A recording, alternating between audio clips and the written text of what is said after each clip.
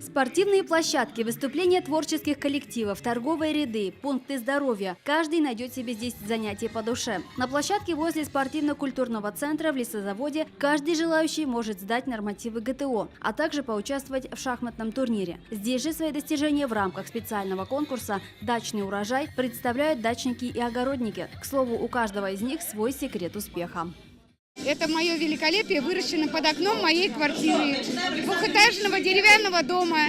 Я очень люблю заниматься землей, выращивать что-то. А дачи нету, я выращиваю все это под окном. Так что все могут заниматься, даже те, у кого и нету дачи личной.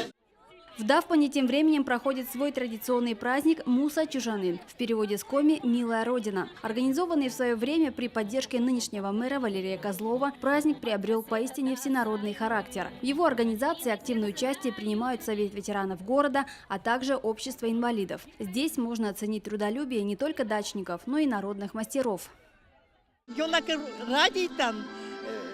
Если любишь свое дело, особенно цветы, с душой работаешь, то и урожай будет хороший, несмотря на погоду.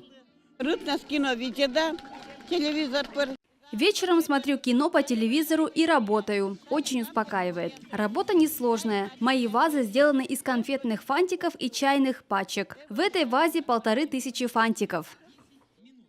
Еще одна праздничная площадка в орбите. Культурная программа здесь одна из самых насыщенных.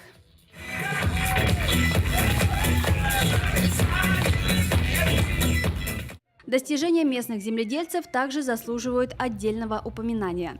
Компот из вишня. Вишня тоже наша местная, с дачного огорода. И компот из черной смородины, тоже сейгашный, все это самое.